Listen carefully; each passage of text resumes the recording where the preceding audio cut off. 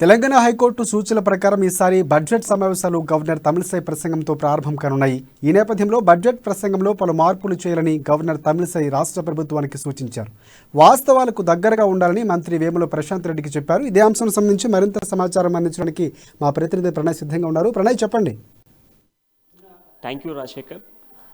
ప్రతి బడ్జెట్ సమావేశాలకు సంబంధించి మొదట గవర్నర్ ప్రసంగంతోనే మొదలు కావాలి. అయితే గవర్నర్ ప్రసంగానికి సంబంధించి మొన్నటి వరకు కూడా నిన్నటి వరకు కూడా నిన్న మధ్యాహ్నం సమయం వరకు కూడా ఇటు బడ్జెట్కి సంబంధించినటువంటి విషయంలో కావచ్చు, సమావేశాలకు సంబంధించినటువంటి అంశాలలో చూసుకున్నప్పటికీ ఇటు గవర్నర్కి కావచ్చు, అదేవిధంగా ప్రభుత్వానికి ఉన్నటువంటి విభేదాలు కావచ్చు, గత కొంతకాలంగా వారి మధ్యలో జరుగుతున్నటువంటి అనేక సిచ్యువేషన్స్ మనందరం చూసాం. అయితే ఈ నేపథ్యంలోనే గవర్నర్ ప్రసంగం ఉంటుంది అంటూ కూడా ఒక మెట్టు దిగి వచ్చినటువంటి ప్రభుత్వం గవర్నర్ ప్రసంగం ఉంటుంది అంటూ కూడా గవర్నర్కి ప్రభుత్వం తరపు ఉన్నటువంటి ఆ బడ్జెట్కి సంబంధించినటువంటి ప్రసంగాన్ని గవర్నర్కి పంపించడం జరిగింది. గవర్నర్కి పంపించినటువంటి ప్రసంగాన్ని ఏదైతే స్పీచ్ అయితే ఉందో ఆ స్పీచ్కి సంబంధించి స్పీచ్ మొత్తం కూడా పరిశీలించినటువంటి గవర్నర్ ఆ స్పీచ్లో ప్రధానంగా చూసుకున్నప్పటికీ వాస్తవాలకు దగ్గరగా ఉండాలి, వాస్తవాలకు దగ్గరగా ఉండేటువంటి ప్రసంగాన్ని మాత్రమే అమర్చండి అంటూ కూడా గవర్నర్ ప్రశాంత్ రెడ్డికి ఇప్పటికే వేముల ప్రశాంత్ రెడ్డికి రిటర్న్గా ఆమె లేఖ రాయడం జరిగింది. అయితే ప్రధానంగా మనం చూసుకుంటే గవర్నర్ ఇక్కడ మెన్షన్ చేసినటువంటి పదాన్ని మనం చూసుకున్నట్లయితే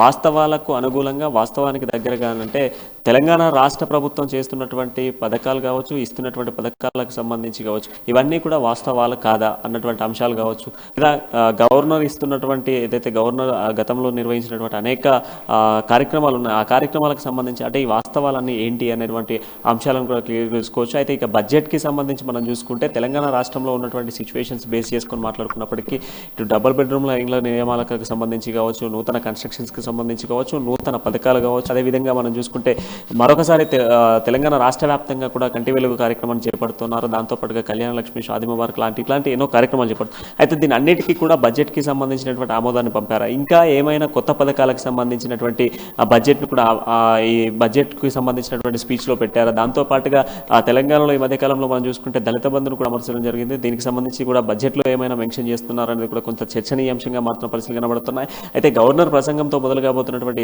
అసెంబ్లీ సెక్షన్స్ అన్ని కూడా కొంత ఇంట్రెస్టింగ్గా మారేటువంటి పరిస్థితులు కూడా కనపడుతున్నాయి. ఎందుకంటే గవర్నర్ ప్రసంగం గతంలో మనం చూసుకున్నప్పటికీ గత సంవత్సరాలతో పోల్చుకుంటే, గత సమావేశాలతో పోల్చుకున్నప్పటికీ గవర్నర్ ప్రసంగం లేకుండానే జరిగినటువంటి సభ ఏదైతే ఉందో ఆ కంటిన్యూషన్ సెక్షన్స్ మాత్రమే కొనసాగించారు. అయితే కంటిన్యూషన్ సెక్షన్స్లో చూసుకున్నప్పటికీ కూడా 2 సార్లు కూడా వితిన్ 1 day 2 daysలోనే ఆ ప్రసంగాన్ని క్లోజ్ చేసినట్టు పరిస్థితులు అయితే ఉన్నాయి. అయితే ఈ నేపథ్యంలోనే ఈసారి తొలిసారిగా కూడా మనం చూసుకుంటే గవర్నర్కి గవర్నమెంట్కి మధ్యలో జరుగుతున్నటువంటి విభేదం అనంతరం కూడా ఇటు గవర్నర్ ప్రసంగం ఉంటుంది అంటూ ప్రభుత్వం చెప్పడం కొంత ఆసక్తి రేపుతున్న పరిస్థితులు అయితే ఉన్నాయి. అయితే గవర్నర్ ప్రసంగంలో ఎటువంటి సూచనలు చేయబోతున్నారు, అయితే గవర్నర్కి ఎటువంటి స్పీచ్ ప్రభుత్వం పంపించింది అనేది కూడా కొంత ఆసక్తి రేపుతున్న పరిస్థితులు కనబడుతున్నాయి. రాజశేఖర్, ఇంకొకటి ప్రణయ్, అంటే ఇందాక మనం మాట్లాడినట్టుగా వాస్తవాలకు దగ్గరగా అనేది చాలా ఆలోచించవలసిన విషయం. అంటే ఇప్పుడు ప్రభుత్వం అమలు చేసినటువంటి పథకాల విషయంలోనే అది ఏ కోణంలో గవర్నర్ ఈ విధమైనటువంటి వ్యాఖ్యలు చేశారో దానికి సమర్థిస్తూ కూడా అలాగే అని చెప్పేసి సూచనలు పాటిస్తామని ప్రశాంత్ రెడ్డి కూడా చెప్పడం జరిగింది. అంటే ఇది ఏ విధంగా చూడొచ్చు అంటారు? అంటే ఇన్ని రోజులు జరుగుతున్న పరిణామాలకి ఒక ముగింపు పలికే విధంగానే వాస్తవాలు చెప్పమని సందేశం ఇచ్చారనుకోవచ్చామని.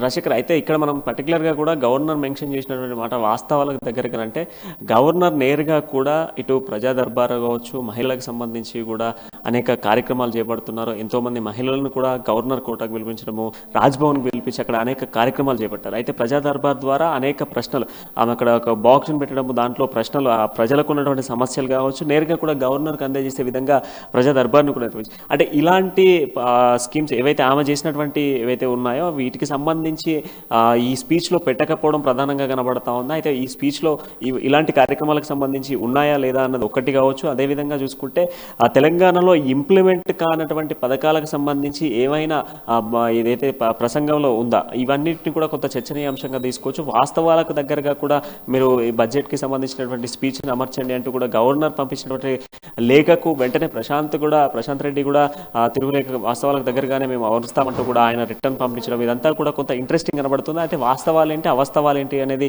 బడ్జెట్ స్పీచ్ గవర్నర్ మొదలు పెడితేనే తెలుస్తుంది. ఎందుకంటే వీళ్ళు ప్రభుత్వం నుంచి పంపించినటువంటి స్పీచ్ ఏ విధంగా పంపించారు, ప్రభుత్వం నుంచి వెళ్ళినటువంటి స్పీచ్కి సంబంధించి అందులో ఏమి మెన్షన్ చేశారనేది కూడా కొంత ఆసక్తి కనబడతా ఉంది. అయితే తెలంగాణలో ఇంప్లిమెంట్ జరిగినటువంటి ఎన్నో పథకాలు, సో ఆ పథకాలతో పాటుగా నూతన పథకాలు ఏమైనా ఇవ్వబోతున్నారా? ఈ 2023-24 సంబంధించినటువంటి బడ్జెట్లో నూతన పథకాలు ఏమైనా రాబోతున్నాయి అంటే తెలంగాణ ప్రజలకు అందించాల్సినటువంటి ఇంకేమైనా పథకాలకు సంబంధించినటువంటి బడ్జెట్ని ఏమైనా కేటాయించారా, దానికి సంబంధించిన బడ్జెట్ ఏమైనా పెట్టారా అనేది కూడా కొంత కనబడతా ఉంది. దాంతో పాటుగా ఆ ప్రజా దర్బార్ కావచ్చు, దాంతో పాటుగా మహిళలకు సంబంధించినటువంటి కార్యక్రమాలు కావచ్చు, ఇంకా ఇతర అనేక కార్యక్రమాలు కూడా గవర్నర్ నిర్వహించారు. అయితే ఈ కార్యక్రమాలన్నింటినీ కూడా ఎందుకు మెన్షన్ చేయలేదు అన్నటువంటి యాంగిల్లోనా అనేది మాత్రం కొంత సస్పెన్షన్ కనబడుతుంది. ఎటకేలకు మాత్రము ప్రశాంత్ రెడ్డి కూడా గవర్నర్ పంపించినటువంటి లేఖలో పేర్కొనడం జరిగింది. మీకు స్పీచ్లో కూడా మార్పులు చేర్పులు చేసిన అనంతరం కూడా మరొకసారి స్పీచ్ని పంపిస్తాము. ఆ స్పీచ్లో ఏదైతే మీరు అన్న విధంగానే వాస్తవాలకు అనుకూలంగా కూడా పంపిస్తామంటూ కూడా ఆయన పంపించినటువంటి లేఖ ఇప్పుడు కొంత ఆసక్తి కనబడుతుంది. ఎల్లుండి అంటే February 3న ప్రారంభం కాబోతున్నటువంటి ఈ అసెంబ్లీ సెక్షన్స్కి సంబంధించి గవర్నర్ ప్రసంగం మొత్తం తెలంగాణ రాష్ట్ర వ్యాప్తంగా ఉన్నటువంటి ప్రజానీకం అంతా కూడా జరుపుతున్నారు. ఎందుకంటే అసెంబ్లీ సెక్షన్స్లో గతంలో లేనటువంటి విధంగా ఈసారి గవర్నర్ ప్రసంగం ఉండబోతుందా, ఈసారి గవర్నర్ మాట్లాడేటువంటి మాటలు, ఈసారి పెట్టబోతున్నటువంటి బడ్జెట్ అంతా కూడా కొంత ఆసక్తి కనబడేటువంటి ఛాన్సెస్ కనబడుతున్నాయి. Rajasekhar, right, thanks for updates అని.